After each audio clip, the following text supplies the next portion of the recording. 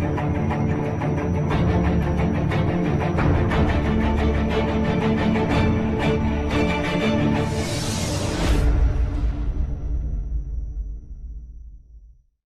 Kenny Cam for Pep Talk UK. Like, you know, we've had the International Week, Premiership Week. Let's a quick round up of the Premiership.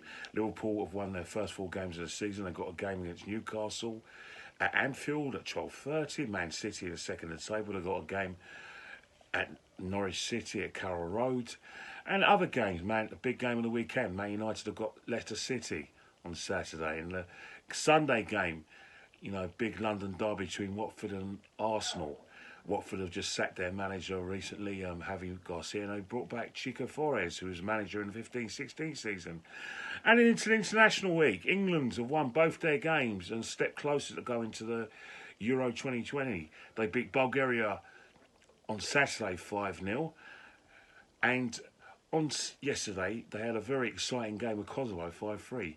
The main players in that game were Harry Kane and Raheem Sterling. I'm going to discuss later in my video. In other news, Scotland have lost both their qualifiers at home, firstly to Russia and Belgium, and Northern Ireland lost unluckily to Germany on Monday at Windsor Park. The Republic of Ireland have drew with Denmark last Thursday, and they won their friendly yesterday at the Aviva Stadium 3-1. Now, one thing we're going to discuss now is Trevor Sinclair's declaration on Talk Sports that Raheem Sterling is up there alongside Messi and Ronaldo in terms of being the best player in the world. Now, when I first heard it, I thought, sort it out, Trevor. You're feeling a bit over the top here. But then I looked at sort of the rise of Ronaldo when he first went to Man United from Sporting Lisbon in 2003. When he first went there, he was a winger, right-sided, could play left as well. He didn't have much of a goal threat, but he scored the occasional great goal. Lionel Messi, when he first went to Barcelona, was also played down the flanks.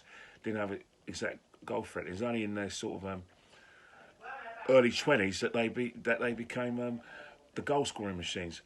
And I've looked at Raheem's stats, and I think that what Trevor Sinclair says is very plausible, and Raheem himself isn't far from agreeing that. Now, if you look at Raheem's stats since he went to Man City, especially since Pep Guardiola has got hold of the player, one of the things that we criticised Raheem about was his final ball. That's improved.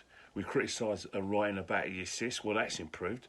And one of the things that we're critical of Raheem about is his goal threat. Now, after I was looking at my stats, for the last 2 seasons, when Man City won the league in season 2017-2018, where they were complete dominant, Sterling got over nearly 25 league and cup goals. Last season, when Man City were at their best, again, Raheem Sterling was amongst the goals and the assists. And if you look at his performances with the national side, again, he is getting into the goal-scoring positions. And when I looked at the guy's age, he was 24. Now, Cristiano Ronaldo, when he left Man United, was 24 before he went to Real Madrid. And the more I look at the stats, the more I look at Raheem's performances, especially for Man City, and especially for the national side, I can't see why not that Raheem Sterling cannot be mentioned the same breath as Lionel Messi and Cristiano Ronaldo, because both, as I said earlier, both started as wingers, both players are now getting in the box, and they're both playing for elite sides in Europe. Although Man City are not quite the elite side in Europe, they're easily the best side in the country. And what's happening now is that in their 20s, both added the goals to them. Now Raheem's doing that. Now Raheem so far is the top goal scorer in the Premiership. He's also can't score at an international level. Say this season Raheem keeps it up, Raheem's on course to score 30 or 40 goals a season. Now that is very plausible, because I remember my workmates saying the same thing. Obviously they're discussing what Trevor Sinclair said.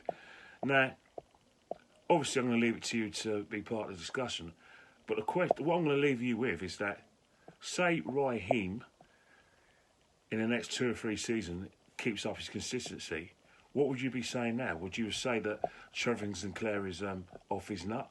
or is what Trevor Sinclair is saying plausible? For me, if you want my opinion, I think at the moment Raheem Sterling is up there in terms of being one of the best players in Europe. Is he up there with Messi and Ronaldo? Give it 2 or 3 years. I can't argue the stats. He's everything I look at in a player. He's got pace. He's strong on the ball. He's got the work rate, which I swear by. He's got goals to his games. His control is better. He can cross the ball. He can, like I said, he's a good pass. He's like I said, his passing's improved, and so is his first touch. So I don't see why not. But as this is a football discussion and a mini debate, I'm going to leave it to all of Pep Talk UK's viewers. Put all your questions to myself. Put all your possessions to Pro Breeze, to Shaz and the team.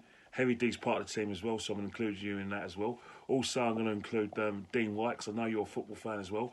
So everyone, let's have the debate.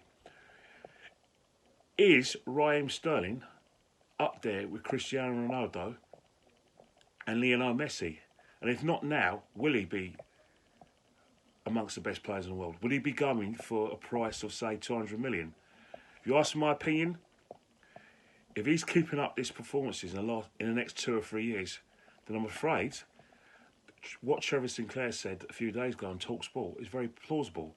But I'll leave it up to you. I'll speak to you soon.